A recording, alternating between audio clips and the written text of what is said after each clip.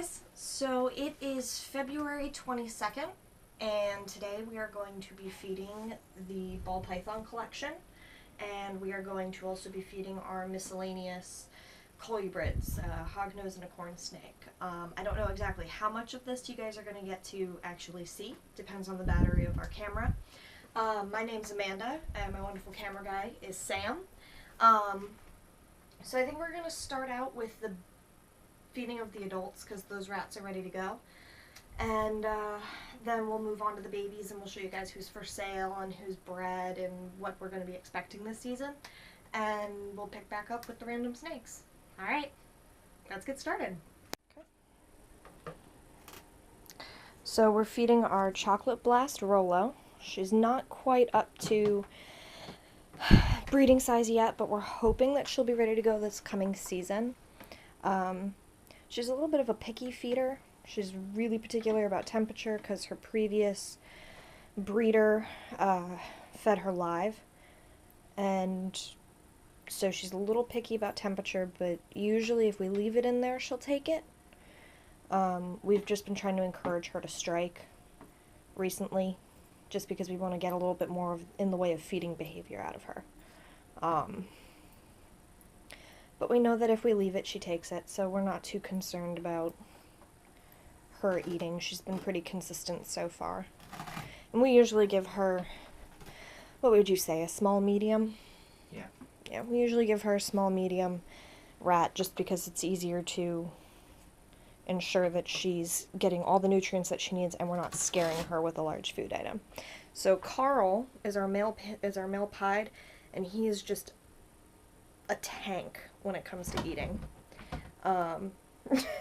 As you can see, he has never refused for us. He's always a happy eater, and he'll take anything from a medium to a small. He's very happy with anything we offer him. You want to do Spot next? Carl? George? George. Okay.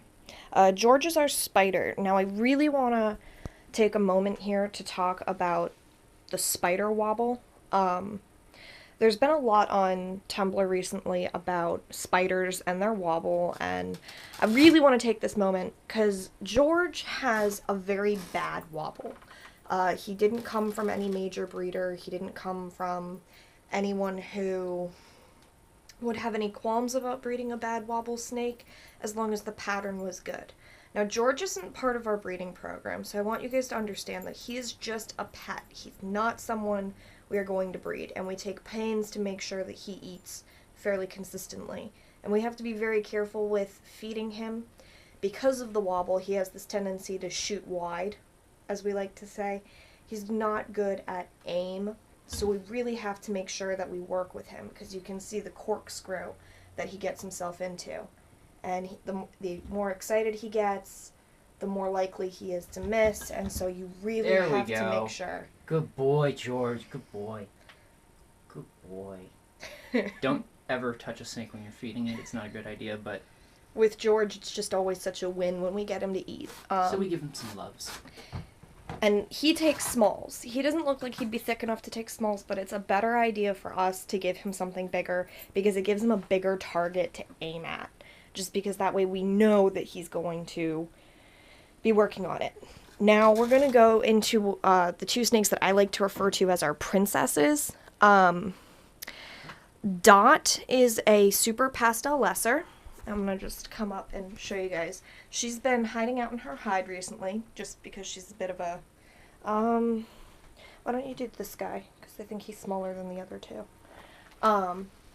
We got her from some buddies of ours who work at a pet store, and she was given up by a guy who didn't really know what he had with her and didn't really have any interests in trying to breed her, and so we were more than happy to take her. And she is usually a very good eater. She's been a little stressed out lately because we moved her into a bigger bin because she's gotten really big, and so, you know, we've been trying to re-entice her into eating. I think she ate 2 weeks ago, so she may or may not take today.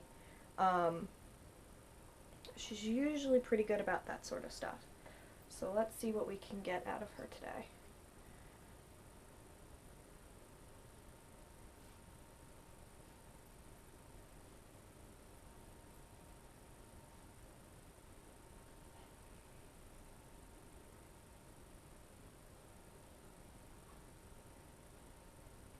We may end up having to leave it in there with her.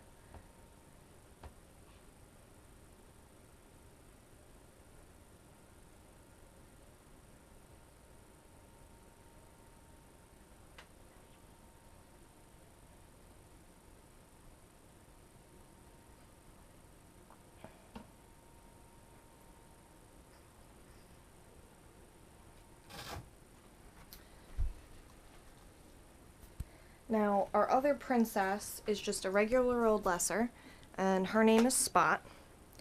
We got her from Special K. She was actually one of the first snakes that we purchased. Trust us, this isn't empty. No. She's a powerhouse feeder. She doesn't refuse meals, and she's always very excited to eat.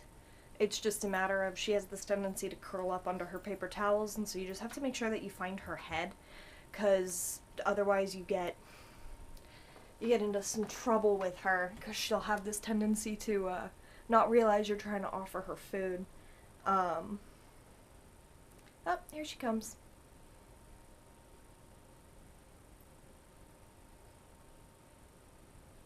There you go. And as you can see, Spot loves to kill it. Now we have information from her breeder that she was fed live as a hatchling. So, I mean, we always kind of keep that in mind with the snakes that we've gotten from her breeder in the past. And, you know, the thing that we always like to remember with the snakes that have been fed live previously is they do have a tendency to kill things a little bit more violently, or you'll get the response like Rolo, our chocolate blast, who doesn't kill and just wants to wait for it. Now this is Tay Tay. Tay Tay is one of our big normal females. She produced for us last year, and we got a really nice clutch of eggs from her. This season she's been dealing with a mouth infection, and we've done a couple rounds of antibiotics with her. At this point, the vet doesn't want to continue to put her on any sort of antibiotics. The vet just wants to get her back on food, get her eating again, and we're all for that. Because Tay-Tay was always one of our really powerful eaters, and she just hasn't been quite the same since the antibiotics. So, you know, we're working with her to get her back on feed, and she's always displaying interest, she's always really excited about food, but she just hasn't been taking it. So, you know, if she refuses again today, it's not the end of the world. We have other people that we can offer to. And we usually do. One of the methods that we use when we feed is we don't always thaw out food items for every single snake, just because there's no guarantee that every single snake is going to eat, and we don't like having to throw away food items, because oftentimes you'll get food items that are kind of bloody, like this guy is, and so refreezing them can be a bit of a pain in the ass. So what we do is we don't thaw out enough food items for everyone, because we figure, you know, if you're short 2 rats, that gives you 2 people guaranteed who won't eat. And so if you've got gravid females or picky eaters, you're not backed into a corner trying to get them to eat. I don't think Tay-Tay's gonna take it.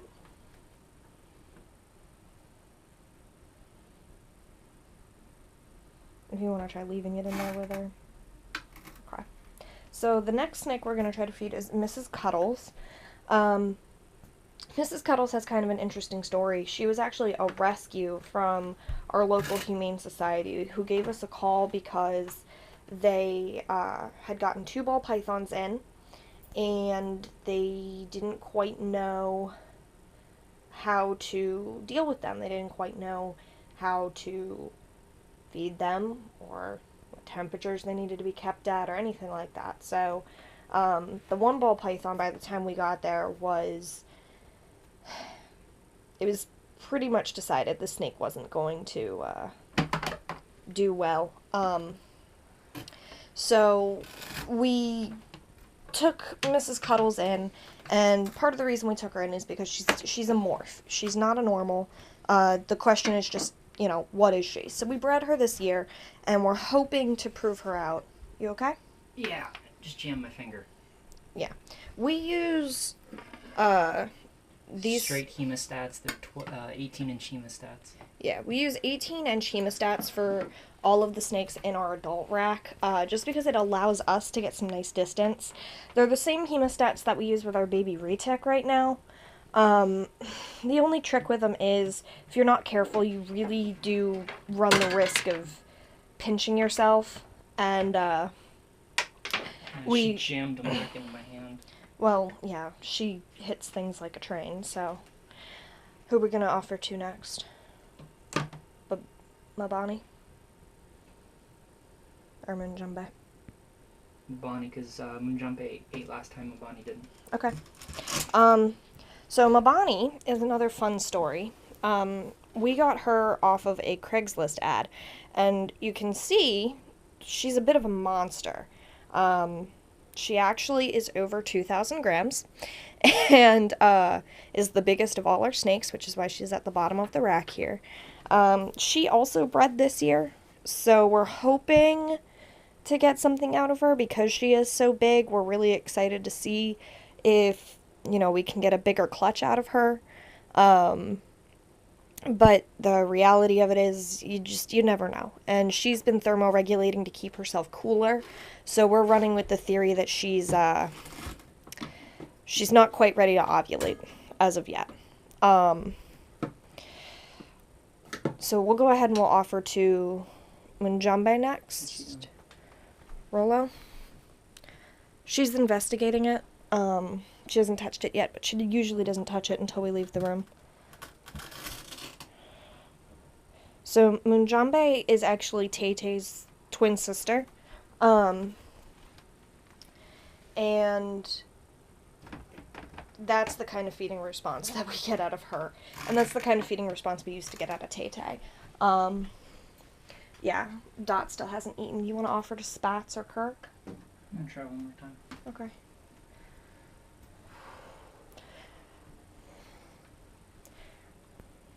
So the reason that we didn't offer to our Enchi, Spats, who's over here looking very sad and pouty, and to our I'll pull him out. Lithium, Captain Kirk, is mainly because they're very deep in shed right now. When we were cleaning paper towels the other day, we noticed that both of them were going completely blue, and we don't like to offer to our snakes when they're in shed. There are a couple of snakes that we will still offer to, like Carl, our pied, because we know that he'll take. He always takes. He's never refused. He's never once looked at us and said, I don't want food. So we offer to him... Hey, your pupils are dilated. You want this.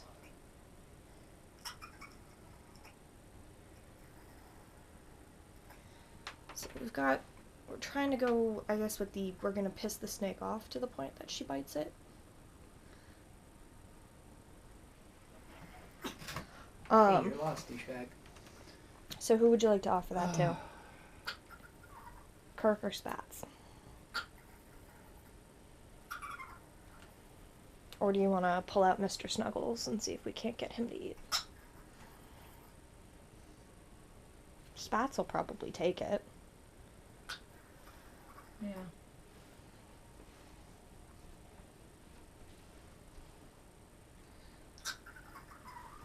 So the whining that you hear is the tiny Yorkie. I found this dog on the side of the road, and she's been the bane of my existence ever since. So Spats is our Enchi. He came from the same breeder as Spot, and he has the same level feeding response most of the time. Now, because he's in shed, he may refuse, and if he refuses, it's not the end of the world. You know, we don't like to throw away food items, but we've done it in the past and we'll do it again. And we do have other snakes that we can offer this to. We've got Captain Kirk here, and he is our lithium, which is, for those of you who don't know the colloquial names, it's a cinnamon lesser or a cinnamon butter. And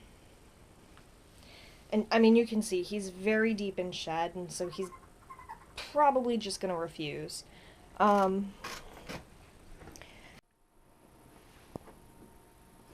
So we are feeding the babies. This is Jackie. She is our female champagne. We got her from Mike Bell, which is the same place where we got Carl. And as you can see, Even being in shed. even being in shed, she actually just cleared up today. She is still a powerhouse. Now, Pumpkin, who is famous, as we all know, is also from Mike Bell and is a total champ when it comes to feeding. We'll get a nice good look at her there. Nice grab right behind the head. Total champ. Now, almost everyone in this column, except for the very last one, came from Mike Bell. This is one of his female het pieds. We have her up for sale. Total champ when it comes to feeding. You can find her on our Facebook page. She's a sibling of Pumpkin. Yes, she came from the same clutch as Pumpkin. And she's totally killer. I mean, totally killer snake. She usually has taken the food by now, so I'm a little shocked that she hasn't taken it yet, because she's usually right on top of it. There it is. And her sister, who's right up at the front of the bin there, it's the same way. Now, all of these guys are from the same clutch. So, I mean, you can see their feeding responses. These guys are monsters. And both females are 100% het pied. And are absolutely fantastic.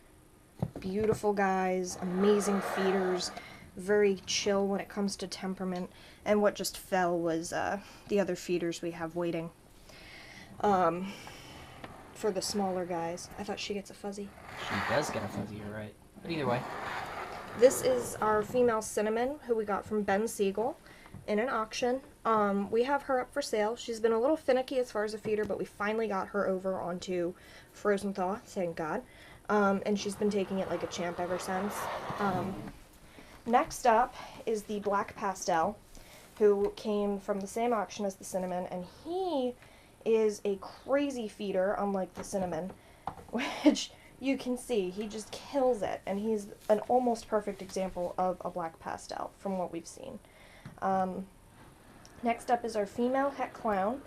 Now, she's crazy because she's so light, and all she is a Het Clown. 100% Het Clown. And, I mean, you can see, she's just beautiful. Absolutely gorgeous snake. Are we offering to the Yellow Belly?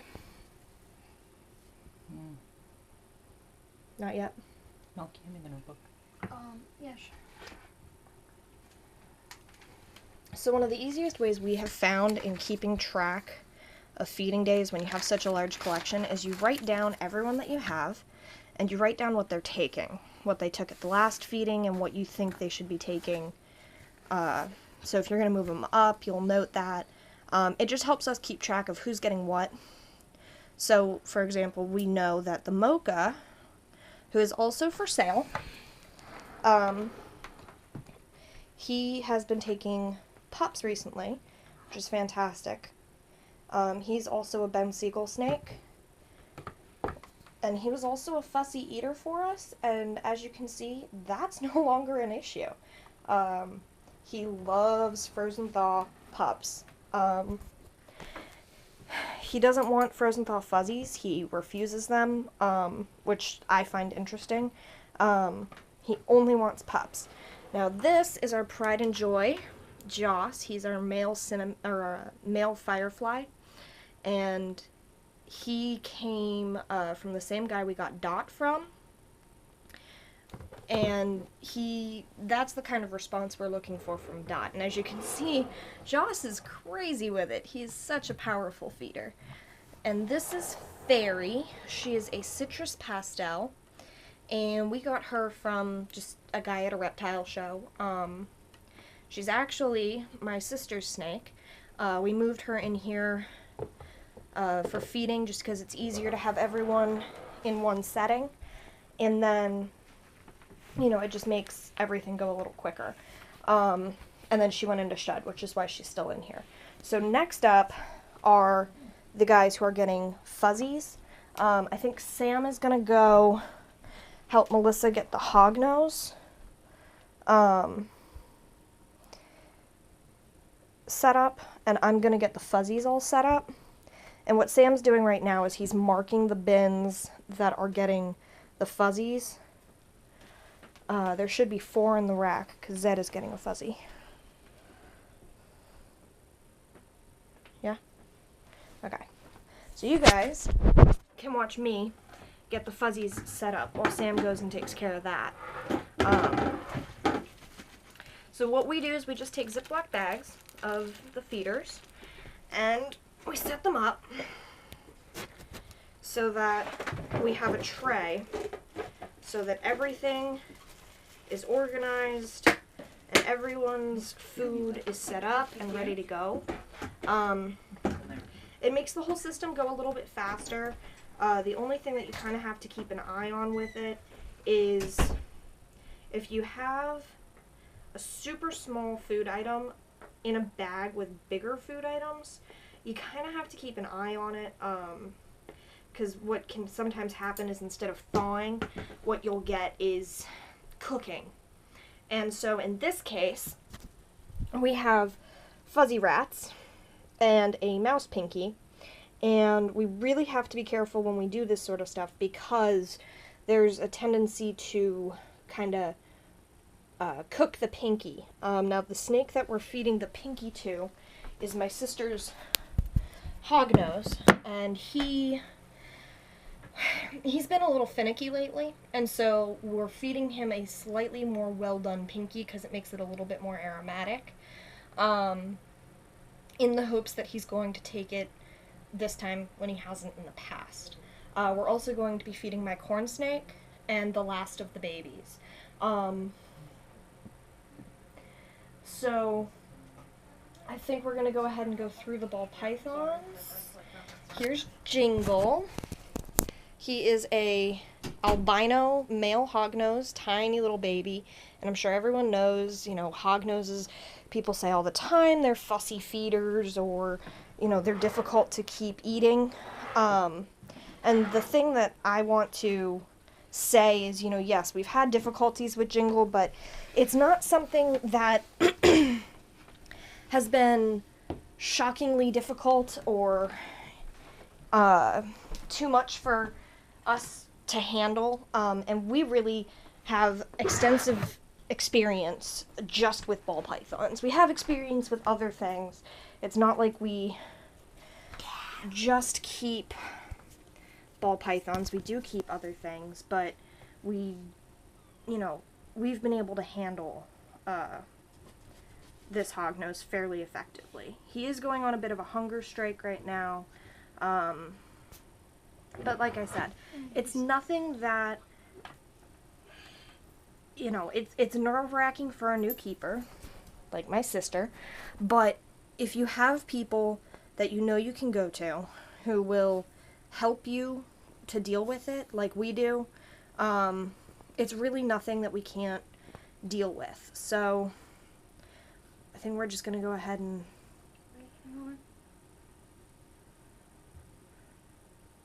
try to get him interested, and if we can't get him interested, then we'll probably leave him with it for a little while because he keeps going back to it and all of that. So we'll probably just put him in the bin, in the rack, and leave him with it for a little while.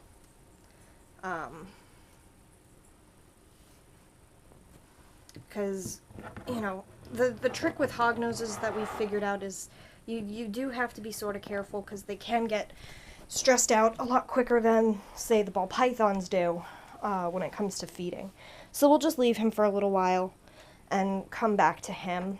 Now we're going to pick up feeding with our Cinnamon.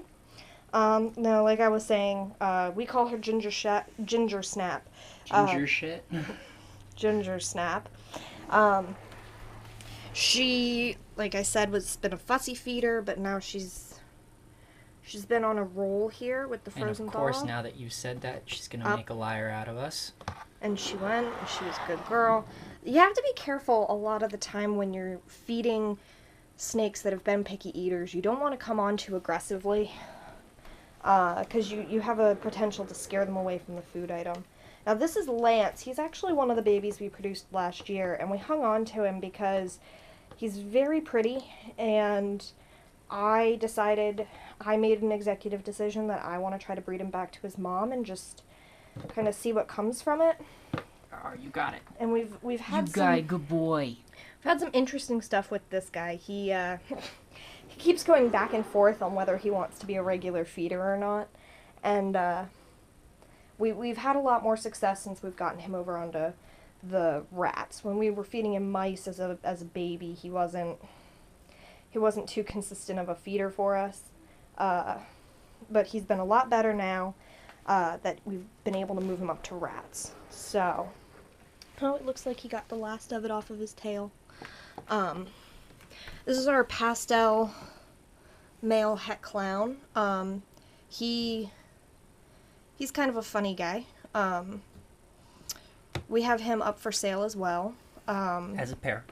Yes, we do have the pair. Or individually if you want. Yeah. Pair, individually, however you want to do it. You know, clowns are really popular right now. And, you know, we wanted to keep the project. It's just, with how much we have going on, we just have not had the capability recently to really put the time and effort into a long-term, non-visual recessive project the way that we wanted to. Now this is the green pastel. He's another Ben Siegel, and he's also for sale. Now green pastel is not fairly new, I wouldn't say. It's a more unknown morph. Initially everyone thought that it was part of the Cinnamon complex, and it turned out not to be. And a lot of people stopped working with it because of that. So it still does really cool things. It's really important for, you know, a lot of really cool morphs that I think people kind of forget about. And like I said, he's also up for sale. We're going to take a little bit more time and plump him up before we do anything with him. This is my corn snake, Zed. Now, Zed is actually a Petco corn snake. When I found him, he was maybe a little bit smaller than he is now. We're pretty sure that he's a blood red, or a diffused, as they've been taking to calling them. But when I found him, he was clearly stunted, but he was still the biggest snake in his cage, and he was being cohabitated with a lot of smaller snakes, and I made the decision that I wanted a snake. He is actually my first, and you know, we've had a lot of success with him. He's never going to be a snake to a size that people would consider normal, but he's healthy and he's happy, and right now we're keeping him in a 5-quart just because we've had such crazy weather. We don't want to stress him out by having him downstairs where we usually do, where there's the potential to get really cold. So that's our collection. You guys got to see some awesome feeding today, and you guys got to see the entirety of the collection, which is really cool. And, you know, I hope you guys liked it. There's going to be a lot more videos to follow. Like I said, if you're interested in any of the snakes that you saw today on the video, or you're interested in any of the potential babies we could be making this year, please feel free to shoot us a message either on our Facebook page, Royal Flushball Pythons, or on my Tumblr, Sarcasm and Dragons. We'll see you guys next week.